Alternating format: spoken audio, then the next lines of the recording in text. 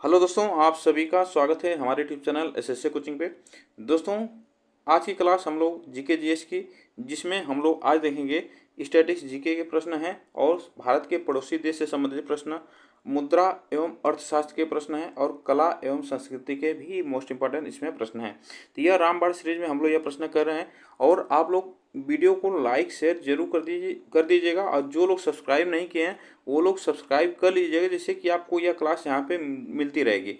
तो चलिए स्टार्ट करते हैं हम लोग आज के यह प्रश्न और मोस्ट इंपॉर्टेंट सभी प्रश्न हैं। देखिएगा आज का पहला प्रश्न क्या है, भारत में सिक्के जारी करने का अधिकार किसके पास है। तो भारत में सिक्के जारी करने का अधिकार वह आपसे पूछा जाता है एग्जाम में, तो यह किसके पास होता है। तो इसमें याद रखना, भारत में सिक्के जारी करने का अधिकार जो है यह भारत सरकार के पास होता है, भारत सरकार के पास होता है। यह बातें याद रखना, भारत सरकार के पास होता है।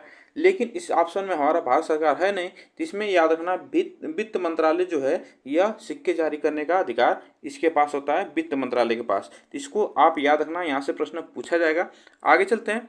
भारत में मुद्रा आपूर्ति को नियंत्रित करने का काम करता है। भारत में मुद्रा आपूर्ति को नियंत्रित करने का काम करता है, यह आपको बताना है। तो इसमें याद रखना, यह भारतीय रिजर्व बैंक जो है यह इसका काम करता है, मुद्रा आपूर्ति की नियंत्रित करने का काम करता है आरबीआई।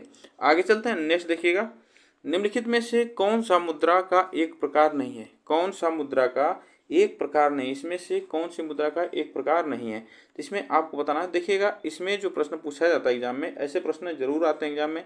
यह देखिएगा, प्रतिनिधि मुद्रा जो होती है यह होती है, परिवर्तनीय मुद्रा होती है, अपरिवर्तनीय मुद्रा होती है, तीनों होती हैं। जो मुद्रा नहीं होती है वस्तु मुद्रा जो है यह नहीं होती है, ठीक ना। इसको आप याद रखना। आगे चलते हैं। M3 मुद्रा आपूर्ति का एक उपाय है जिसमें शामिल है। तो यह M3 मुद्रा आपूर्ति का एक उपाय है जिसमें शामिल है। यह कौन कौन शामिल है इसमें। इसमें याद रखना कि यह M3 जो मुद्रा है इसमें मुद्रा और सिक्के शामिल होते हैं, केवल मुद्रा और सिक्के शामिल होते हैं। M1 प्लस बैंकों में सावधि जमा होती है। M2 प्लस डाकघर बचत बैंक में जमा होता है। यह सभी M3 मुद्रा के अंतर्गत आते हैं। इसको याद रखना, ऑप्शन जो सही होगा हमारा यहाँ पे डी ऑप्शन सही होगा। चलिएगा आगे चलते हैं। मुद्रास्फीति का पूर्वानुमान लगाने के लिए केंद्रीय बैंक किसका उपयोग करता है। तो यह इन्फ्लेशन का पूर्वानुमान लगाने के लिए जो केंद्रीय बैंक है किसका उपयोग करता है, इसको आपको बताना है। यह आप बताइएगा कौन सा ऑप्शन यहाँ पे से होगा। तो वह करता है व्यापार मुद्रा का, ठीक ना। व्यापार मुद्रा का यह पूर्वानुमान लगाने के लिए करता है, उपयोग करता है। इसको याद रखना। आगे चलते हैं। कुल जमा का वह हिस्सा जो एक बैंक अपने पास नगद में रखता है। कुल जमा का वह हिस्सा जो एक बैंक अपने पास नगद में रखता है, वह आपसे पूछा है वह कितना हिस्सा होता है। तो ये एक छोटा अनुपात होता है, ठीक ना। एक छोटा अनुपात होता है। ऑप्शन यहाँ पे बी सही होगा। आगे चलते हैं। देखिएगा, क्षेत्रीय ग्रामीण बैंक को डैश डैश में स्थापित किया गया था। क्षेत्रीय ग्रामीण बैंक को डैश डैश स्थापित किया गया था। कब स्थापित किया गया था, तो यह आपसे पूछा जाता है। जो क्षेत्रीय ग्रामीण बैंक होते हैं यह याद रखना 1969 में इसे स्थापित किया गया था। ऑप्शन यहाँ पे जो सही होगा ये ऑप्शन सही होगा। चलिएगा आगे चलते हैं। ऋण के औपचारिक स्रोतों के कामकाज की निगरानी कौन करता है। ऋण के औपचारिक स्रोतों के कामकाज की निगरानी आपसे पूछा है, तो यह कौन करता है। तो यह याद रखना वह आरबीआई करता है, ठीक ना। आरबीआई करता है। यह प्रश्न पूछा जाएगा तो यह आरबीआई करता है। ऑप्शन यहाँ पे से होगा, ये ऑप्शन यहाँ पे से होगा। चलिएगा आगे चलते हैं। अब तक भारतीय रुपये का कितनी बार अवमूल्यन किया जा चुका है। तो अब तक भारतीय रुपये का कितनी बार अवमूल्यन किया गया है, यह आपसे पूछा गया है। तो यह याद रखना 3 बार इसका अवमूल्यन किया गया है। एक पहली बार जो हुआ था वह हुआ था 1949 में, सेकेंड बार हुआ था 1966 में और थर्ड जो बार हुआ था यह हुआ था 1991 में, ठीक ना। सॉरी 1991 में, 1991 याद रखना 1991 में हुआ था। और 1991 में यह जो अवमूल्यन हुआ था यह 2 चरणों में हुआ था। ये भी प्रश्न पूछा जाएगा एग्जाम में। आगे चलते हैं। देखिएगा, भारतीय रुपये का सर्वप्रथम किस वर्ष अवमूल्यन किया गया था। तो यह सर्वप्रथम सबसे पहले 1949 में किया गया था। अभी बताए हैं, तो यह सबसे पहले 1949 में किया गया था, सेकेंड बार 1966 में किया गया था और थर्ड बार जो है 1991 में किया गया था। चलेगा, आगे चलते हैं। देखिएगा, किस वर्ष भारतीय रुपए का 2 चरणों में अवमूल्यन हुआ था? तो यह किस 2 चरणों में अवमूल्यन हुआ था? तो यह भी बताए हैं कि 1991 में, ठीक ना, 1991 में हुआ था। यह प्रश्न जरूर एग्जाम में आएगा। पहली बार जो हुआ इसमें 2 चरण में हुआ था, तो एक हुआ था 1 जुलाई को, यह याद रखना, 1 जुलाई को हुआ था। और सेकेंड जो हुआ था, सेकेंड चरण जो हुआ था वो 3 जुलाई को हुआ था। यह बातें याद रखना, 3 जुलाई को हुआ था। आगे चलते हैं। देखिएगा, नेक्स्ट, भारत में केंद्रीय बैंक के सभी कार्यों को कौन सा बैंक संपादित करता है? तो यह भारत में केंद्रीय बैंकों के सभी कार्यों को कौन संपादित करता है? तो यह याद रखना, भारतीय रिजर्व बैंक, ठीक ना, भारतीय रिजर्व बैंक यह संपादित करता है। नेक्स्ट देखिएगा, इंपीरियल बैंक की स्थापना किस वर्ष की गई थी? इंपीरियल बैंक की स्थापना आपसे पूछा है, तो यह इंपीरियल बैंक जो है यह कुछ बैंकों को मिलाकर इसकी स्थापना की गई थी। तो यह याद रखना, 1921 में, 1921 में इसकी स्थापना, अगर डेट पूछा जाएगा तो यह 27 जनवरी, ठीक ना, 27 जनवरी 1921 में किया गया था। यह प्रश्न जरूर पूछा जाता है। और इसी के बाद इंपीरियल बैंक का नाम बदलकर कब रखा, एसबीआई कर दिया गया था। कब? 1 जुलाई, यह याद रखना, 1 जुलाई 1955 को, ठीक है, 1955 को भारतीय रिजर्व बैंक कर दिया गया था, सॉरी, भारतीय स्टेट बैंक कर दिया गया था 1 जुलाई 1955 को। यह इसका नाम परिवर्तन किया गया था इंपीरियल बैंक का। आगे चलते हैं। देखिएगा, 10 रुपये पर 10 रुपये के सिक्के पर किसके हस्ताक्षर होते हैं? तो 10 रुपये के 10 रुपये के रुपये पर किसके हस्ताक्षर होते हैं, यह पूछा गया प्रश्न है। तो 10 रुपये पर किसके हस्ताक्षर होते हैं, यह प्रश्न याद रखना। तो वह आरबीआई के गवर्नर का होता है। तो यह प्रश्न आप याद रखना, भारतीय रिजर्व बैंक के गवर्नर का होता है। आगे चलते हैं। स्टेट बैंक ऑफ इंडिया पहले किस नाम से जाना जाता था? तो यह अभी बताए हैं कि एसबीआई जो है, स्टेट बैंक ऑफ इंडिया, पहले किस नाम से जाना जाता था? तो यह इंपीरियल बैंक ऑफ इंडिया के नाम से जाना जाता था, इंपीरियल बैंक ऑफ इंडिया के नाम से। नेक्स्ट देखिएगा, भारत में नोट जारी करने को कौन सी प्रणाली अपनाई जाती है? तो भारत में नोट जारी करने को कौन सी प्रणाली अपनाई जाती है, यह आपसे पूछा है। तो यह याद रखना, न्यूनतम आरक्षित प्रणाली, न्यूनतम आरक्षित प्रणाली जो है यह अपनाई जाती है। नेक्स्ट देखिएगा, निम्न में से कैसे पेरेंट ऑफ इंडिया के नाम से किसे यहाँ पे होगा, याद रखना, किसे पेरेंट ऑफ इंडिया के नाम से जाना जाता है? तो यह आप याद रखना, इस ऑप्शन के हिसाब से याद रखना, अमीर खुसरो को जाना जाता है। और पेरेंट ऑफ इंडिया को बहुत से लोगों को जाना जाता है। तो इस ऑप्शन के हिसाब से अमीर खुसरो को याद रखना। आगे चलते हैं। देखिएगा, सत्रिया नृत्य जो है, नृत्य शैली की उत्पत्ति किस भारतीय राज्य में हुई थी? सत्रिया नृत्य शैली की उत्पत्ति किस भारतीय राज्य में हुई थी? तो यह प्रश्न पूछा है। तो यह याद रखना, असम में, ठीक ना, असम ऑप्शन यहाँ पे से होगा, असम, यह इसको याद रखना। नेक्स्ट देखिएगा, निम्न में से गुरु नानक का वास्तविक नाम क्या था? गुरु नानक का वास्तविक नाम आपसे पूछा है। तो इनका वास्तविक नाम था नानक, इनका वास्तविक नाम जो था नानक था। आगे चलते हैं। महान हिंदू विधि निर्माता निम्न में से कौन है?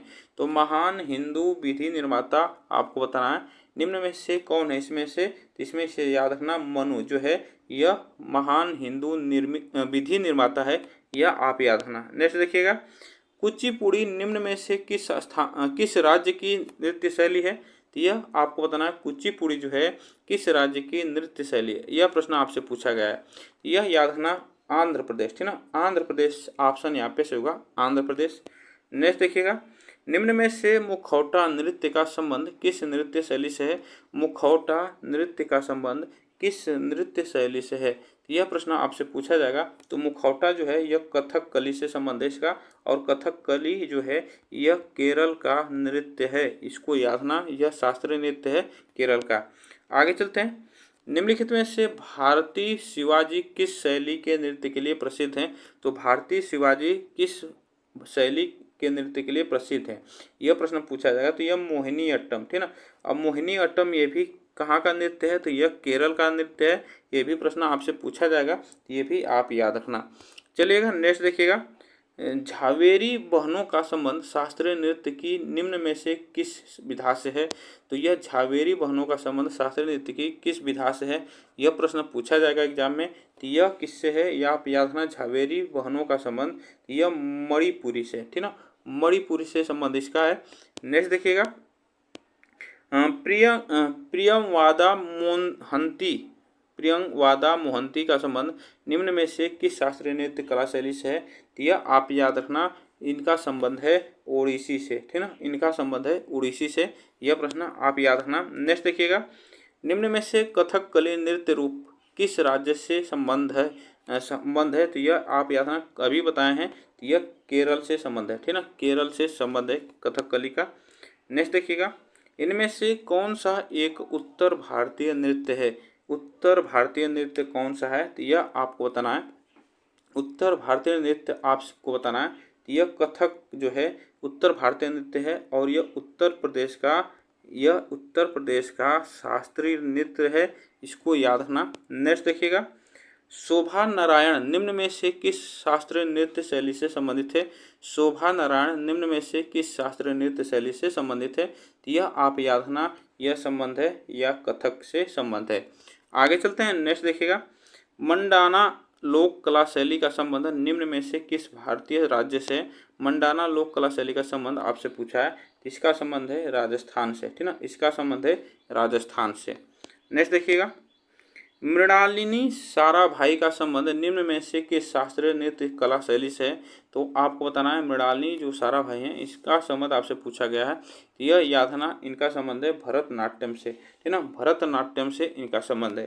नेक्स्ट देखिएगा, निम्न में से कौन सी शास्त्रीय नृत्य शैली देवदासी नृत्य परंपरा की विरासत नहीं है? तो यह आपसे पूछा है, यहाँ पे नहीं प्रश्न पूछा है, ये आपको बताना है। इसमें याद रखना वह मणिपुरी, ठीक ना, मणिपुरी यह इसकी विरासत नहीं है। आगे चलते हैं, नेक्स्ट देखिएगा, संगीत की दुनिया में सितार के जादूगर नाम से किसे जाना जाता है? तो सितार के जादूगर के नाम से किसे जाना जाता है, यह आप याद रखना, सितार के जादूगर कहे जाते हैं रहीम सेन, ठीक ना, रहीम सेन को कहा जाता है सितार के जादूगर। आगे चलते हैं, देखिएगा, रंगोली भारत के निम्न में से किस क्षेत्र की प्रमुख लोक कला शैली है? तो रंगोली जो है भारत के निम्न में से किस क्षेत्र की प्रमुख लोक कला शैली है, यह प्रश्न आपसे पूछा जाएगा। तो यह याद रखना किस राज्य की? तो यह महाराष्ट्र की, आप याद रखना महाराष्ट्र की। नेक्स्ट देखिएगा,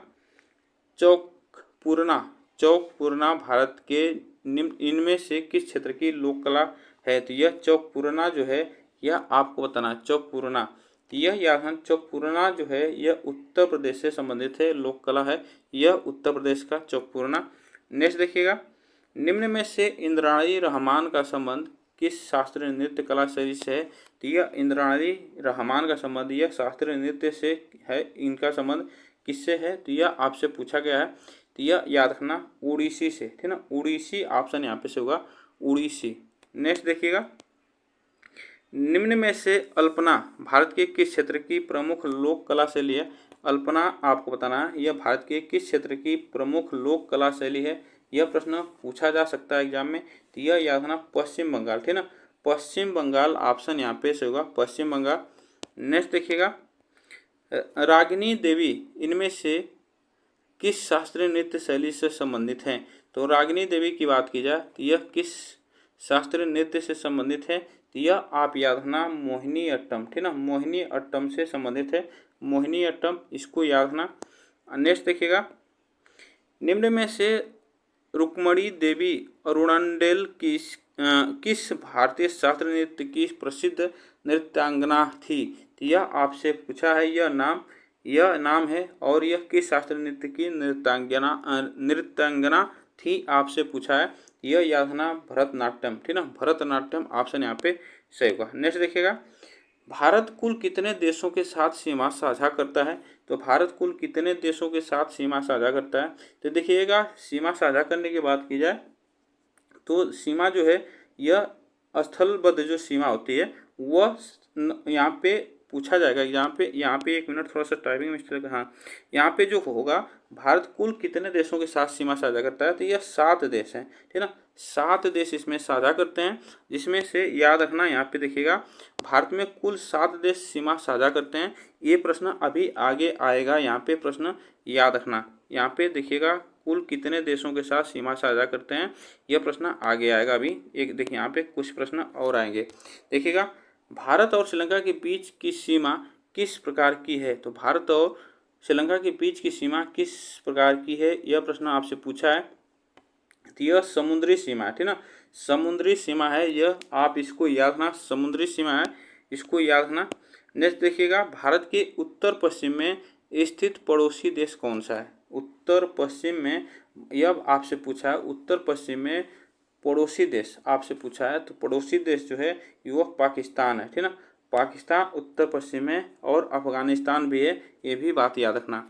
आगे चलते हैं। देखिएगा भारत और बांग्लादेश की सीमा किस दिशा में है, तो भारत और बांग्लादेश की जो सीमा है वह पूर्व दिशा में है, और भारत की जो सीमा लगती है बांग्लादेश के साथ कितने किलोमीटर पूछा जाएगा, तो 4096 किलोमीटर सीमा बांग्लादेश के साथ लगती है भारत की, ये आप याद रखना। यहाँ से प्रश्न पूछा जा सकता है। भारत के उत्तर में स्थित देश कौन सा है, भारत के उत्तर में देश आपसे पूछा है। तो भारत में के उत्तर में जो देश स्थित है भूटान, ठीक ना, भूटान जो है यह आप याद रखना, भूटान ऑप्शन यहाँ पे से होगा, भूटान चलेगा। भूटान देश आप इसको याद रखना, भूटान है, नेपाल है, इसको याद रखना, भूटान है, नेपाल है, ये बातें याद रखना। भारत और भूटान के बीच सीमा की लंबाई कितनी है, भारत और भूटान के बीच सीमा की लंबाई आपसे पूछा जाएगा, तो यह याद रखना कितनी सीमा की लंबाई है, तो 699 किलोमीटर, 699 किलोमीटर है। नेक्स्ट देखिएगा भारत की कुल भूमि सीमा की लंबाई कितनी है, भारत की कुल भूमि सीमा की लंबाई आपसे पूछा है। तो भारत की कुल भूमि सीमा की लंबाई की बात की जाए तो यह याद है 15,200 किलोमीटर है, 15,200 किलोमीटर है, ठीक है। यहाँ से प्रश्न देखिएगा कि जो जमीनी सीमा है वह 15,200 किलोमीटर है, जबकि मुख्य भूमि जो है लक्षद्वीप और अंडमान तथा निकोबार द्वीप समूह की तट रेखा की लंबाई अगर पूछा जाए तो यह 7,516.6 किलोमीटर है। यह तट रेखा की कुल लंबाई की बात की गई है मुख्य भूमि की, तो यह प्रश्न पूछा जा सकता है। आगे चलते हैं। देखिएगा भारत बांग्लादेश के बीच बॉर्डर की कुल लंबाई कितनी है, भारत बांग्लादेश के बीच बॉर्डर की कुल लंबाई अभी बताए हैं तो 4,096 किलोमीटर है, 4,096 किलोमीटर। आगे चलते हैं। भारत और नेपाल के बीच की सीमा किस प्रकार की है, भारत और नेपाल के बीच की सीमा किस प्रकार की है, यह प्रश्न आपसे पूछा जाएगा। तो यह अंतर्राष्ट्रीय सीमा है, ठीक है ना, अंतर्राष्ट्रीय सीमा है, ऑप्शन यहाँ पे से होगा अंतर्राष्ट्रीय सीमा है। नेक्स्ट देखिएगा भारत और पाकिस्तान के बीच प्रमुख सीमा रेखा का क्या नाम है, इस भारत और पाकिस्तान के बीच जो सीमा रेखा है उसका नाम आप याद रखना रेड क्लिफ रेखा है, ठीक है ना, रेड क्लिफ रेखा, इसको याद रखना रेड क्लिफ रेखा। नेक्स्ट देखिएगा यहाँ पे अफगानिस्तान की सीमा भारत के किस एक केंद्र शासित प्रदेश पर लगती है, यह आपसे पूछा जाएगा। तो यह किसके साथ लगती है, तो लद्दाख के साथ लगती है, ऑप्शन यहाँ पे लद्दाख से होगा। चलिएगा आगे चलते हैं। नेपाल के साथ कौन सा राज्य सीमा साझा नहीं करता है, तो नेपाल के साथ कौन सा राज्य सीमा साझा नहीं करता है, यह आपसे पूछा जाएगा। इसमें याद रखना सिक्किम, ठीक है ना, सिक्किम जो है नेपाल और भूटान नेपाल के साथ सीमा साझा नहीं करता है। सॉरी 1 मिनट, यहाँ पे नेपाल के साथ बात की गई है, तो असम राज्य यहाँ पे से होगा, असम राज्य यहाँ पे से होगा, असम ऑप्शन से होगा। चलिएगा भारत का सबसे कम क्षेत्रफल वाला पड़ोसी देश, भारत का सबसे कम क्षेत्रफल वाला पड़ोसी देश कौन सा है, तो वह है भूटान, ठीक ना, भूटान है सबसे कम क्षेत्रफल वाला पड़ोसी देश। आगे चलते हैं। कर्क रेखा भारत के कितने राज्यों से होकर गुजरती है, तो कर्क रेखा भारत के कितने राज्यों से होकर गुजरती है, तो यह याद रखना 6 राज्यों से होकर गुजरती है, ठीक ना, 6 राज्यों से होकर गुजरती है। सॉरी यहाँ पे 8 राज्य होगा, 1 मिनट, यहाँ पे 8 राज्य होगा, ऑप्शन यहाँ पे 8 राज्य से होगा, ठीक ना। चलिएगा आगे चलते हैं। यहाँ पे देखिएगा वो 8 राज्य कौन कौन से हैं, तो यह 8 राज्य आपसे पूछा जाता है। तो इसमें याद रखना यह गुजरात, राजस्थान, मध्य प्रदेश, छत्तीसगढ़, झारखंड, पश्चिम बंगाल, त्रिपुरा, मिजोरम, यह राज्य हैं जो कि 8 राज्य कर्क रेखा के साथ यह सीमा साझा कर कर्क रेखा पर हैं, यह आप याद रखना चलेगा। आगे चलते हैं। भूमध्य रेखा किस अक्षांश पर स्थित है? भूमध्य रेखा किस अक्षांश पे स्थित है? यह आप याद रखना, यह 0 डिग्री पे स्थित है। आगे चलते हैं। विषुवत रेखा के उत्तर में कौन सा गोलार्ध है? विषुवत रेखा के उत्तर में आपसे पूछा है, तो यह कौन सा गोलार्ध है? तो यह याद रखना उत्तरी गोलार्ध है, ठीक ना। उत्तरी गोलार्ध जो है, उत्तरी गोलार्ध विषुवत रेखा के उत्तर में स्थित है। आगे चलते हैं। देखिएगा, कर्क रेखा किस अक्षांश पर स्थित है? कर्क रेखा किस अक्षांश पर स्थित है? कर्क रेखा की बात की जाए तो यह याद रखना, यह 23.5 डिग्री उत्तर पर स्थित है, ठीक ना। 23.5 डिग्री उत्तर पे स्थित है। आगे चलते हैं। देखिएगा, भारत की पूर्व दिशा में कौन से देश हैं? भारत के पूर्व दिशा की बात की जाए तो यह कौन से देश हैं भारत के पूर्व दिशा में?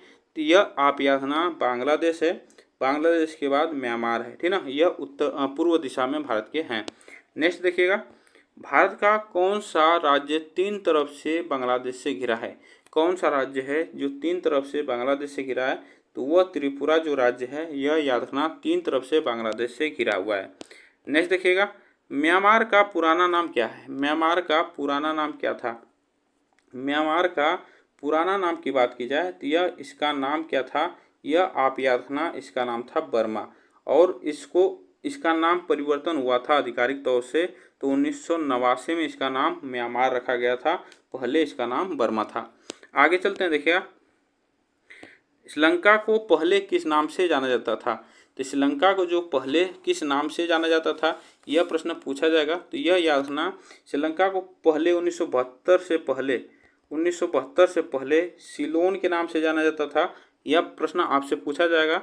उसके बाद 1972 में इसे लंका इसका नाम दिया गया, लंका इसको नाम दिया गया। फिर उसके बाद इसका परिवर्तन हुआ था 1978 में इसे सम्मान सूचक शब्द जोड़ा गया था श्री, ठीक ना। इसमें याद रखना सम्मान सूचक शब्द जोड़ा गया था श्री, तो यह हो गया था श्रीलंका। यह आप याद रखना, यह प्रश्न पूछा जाएगा या चलेगा। आगे चलते हैं। भारत के कितने राज्य समुद्र के किनारे पर स्थित हैं? भारत के कितने राज्य हैं जो समुद्र के किनारे पर स्थित हैं? तो यह याद रखना 9 राज्य हैं और 2 केंद्र शासित प्रदेश हैं।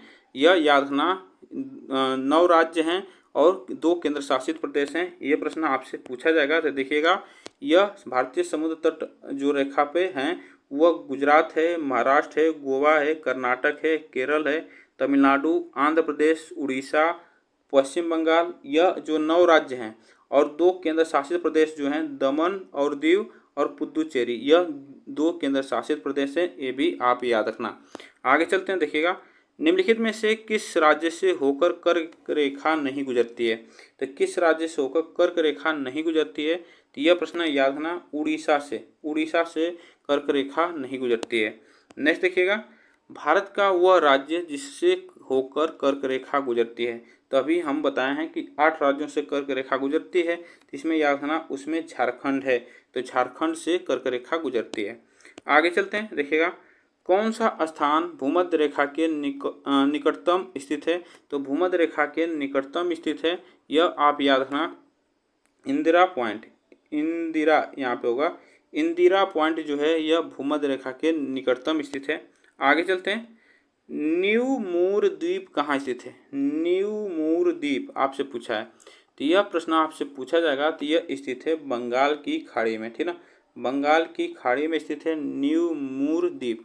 आगे चलते हैं। देखिएगा, भारत और श्रीलंका को अलग करने वाली जल राशि है। तो भारत और श्रीलंका को अलग करने वाली वह कौन सी जल राशि है? तो यह उसे कहा जाता है पाक जल संधि, ठीक ना।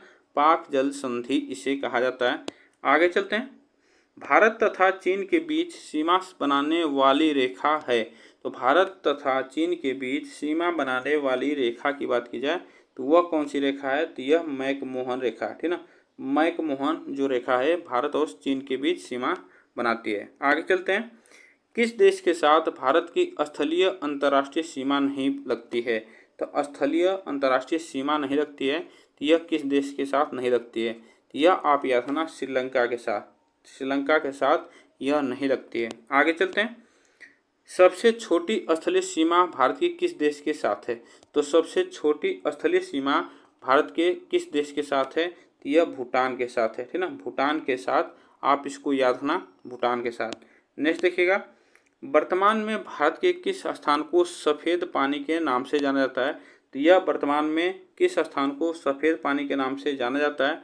तो उसे जाना जाता है सियाचिन को, ठीक ना, सियाचिन को जाना जाता है। आगे चलते हैं, निम्नलिखित में से भारत का क्षेत्रफल कितना है? तो यह आपको बताना है। तो इसमें से भारत का क्षेत्रफल 32,87,263 वर्ग किलोमीटर है। तो यह प्रश्न आप याद रखना, 32,87,263 वर्ग किलोमीटर। ऑप्शन यहाँ पे जो सही होगा सी ऑप्शन सही होगा। आगे चलते हैं, निम्नलिखित में से भारत किस गोलार्ध में स्थित है? निम्नलिखित में से भारत किस गोलार्ध में स्थित है? तो यह याद रखना, उत्तर और पूर्वी गोलार्ध में स्थित है, उत्तर और पूर्वी गोलार्ध में। नेक्स्ट देखिएगा, कौन सा राज्य पहले नेफा के नाम से जाना जाता था? तो नेफा के नाम से कौन सा राज्य जाना जाता था? तो यह जाना जाता था, याद रखना, अरुणाचल प्रदेश को जाना जाता था नेफा के नाम से। नेक्स्ट देखिएगा, पोर्ट ब्लेयर स्थित है। पोर्ट ब्लेयर कहाँ पे स्थित है? तो यह पोर्ट ब्लेयर की बात की जाए तो यह कहाँ पे स्थित है? तो दक्षिणी अंडमान में, ठीक ना, दक्षिणी अंडमान में पोर्ट ब्लेयर स्थित है। इसको याद रखना, पोर्ट ब्लेयर दक्षिणी अंडमान में है। आगे चलते हैं, देखिएगा, इसकी बात की जाए तो यह पोर्ट ब्लेयर जो है यह अंडमान और निकोबार द्वीप समूह की राजधानी है और यह दक्षिणी अंडमान द्वीप में स्थित है। चलेगा, आगे चलते हैं, भारत एवं चीन के बीच सीमा निर्धारित करने वाली मैकमोहन रेखा निम्नलिखित में से किस देश के उत्तरी सीमा पर खींची गई है? तो किस देश के उत्तरी सीमा पर खींची गई है? यह आप याद रखना, वह है अरुणाचल प्रदेश, ठीक ना, वह है अरुणाचल प्रदेश। ऑप्शन से होगा अरुणाचल प्रदेश। नेक्स्ट देखिएगा, भारत का एकमात्र शीत मरुस्थल है। भारत का एकमात्र शीत मरुस्थल कौन सा है? तो वह है लद्दाख, ठीक ना, वह है लद्दाख, एकमात्र शीत मरुस्थल लद्दाख है। तो आज के लिए बस हम लोग इतने प्रश्न करेंगे। आप लोग बताइएगा ये प्रश्न कैसे लगे। वीडियो को एक बार लाइक शेयर जरूर कर दीजिएगा, चैनल को सब्सक्राइब कर लीजिएगा, जिससे कि आपको क्लास यहाँ पे मिलती रहेगी। तब तक के लिए थैंक यू सो मच आप सभी को।